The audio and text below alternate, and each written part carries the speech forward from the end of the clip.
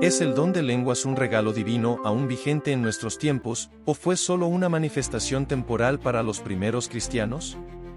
A lo largo de la historia, este tema ha sido motivo de debate en la Iglesia. Algunos afirman que sigue siendo una señal del poder de Dios, mientras que otros creen que cesó con los apóstoles. Pero, ¿qué dice realmente la Biblia? Para entender este don, debemos remontarnos al día de Pentecostés. Los discípulos estaban reunidos en un mismo lugar cuando, de repente, un estruendo como de viento recio llenó la casa. Lenguas como de fuego se repartieron sobre cada uno de ellos, y comenzaron a hablar en otras lenguas según el Espíritu les daba que hablasen. En ese momento, judíos de diversas naciones que habían venido a Jerusalén para la fiesta quedaron atónitos, porque cada uno los oía hablar en su propia lengua. Este evento, registrado en el libro de los Hechos, fue el cumplimiento de una promesa dada por Jesús. Antes de su ascensión, había dicho a sus discípulos que recibirían poder cuando el Espíritu Santo viniera sobre ellos y que serían testigos en Jerusalén, Judea, Samaria y hasta lo último de la tierra. La manifestación del don de lenguas en Pentecostés fue un medio para ese propósito. No eran palabras sin sentido, sino idiomas reales comprendidos por las personas presentes. El propósito principal del don de lenguas en la Biblia parece estar ligado a la proclamación del Evangelio.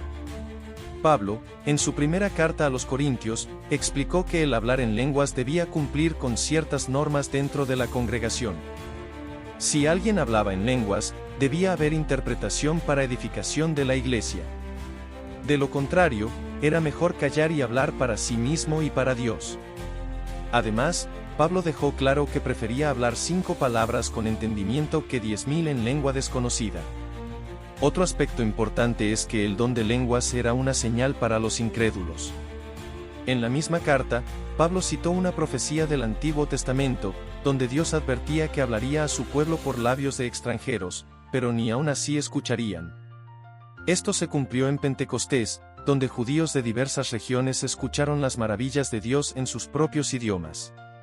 A lo largo del Nuevo Testamento, se menciona el don de lenguas en varias ocasiones, pero siempre con un propósito claro: la edificación de la iglesia, la confirmación del mensaje divino y como señal para los no creyentes.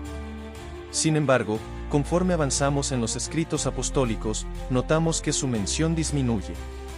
En las cartas pastorales, dirigidas a la organización y liderazgo de la iglesia, no se hace referencia a su práctica. Pablo también escribió que las profecías cesarían, las lenguas acabarían y el conocimiento se acabaría, cuando llegara lo perfecto. Algunos interpretan esto como el fin de los dones milagrosos cuando se completó la revelación bíblica, mientras que otros creen que se refiere a la consumación del reino de Dios.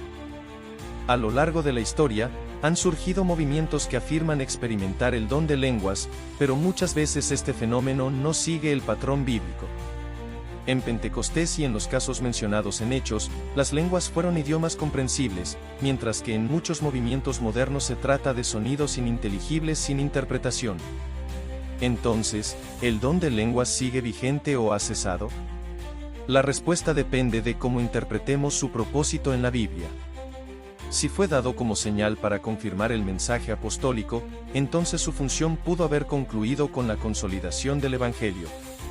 Pero si era un don permanente para la iglesia, entonces su práctica debería alinearse con los principios establecidos en la Escritura: edificación, interpretación y comprensión.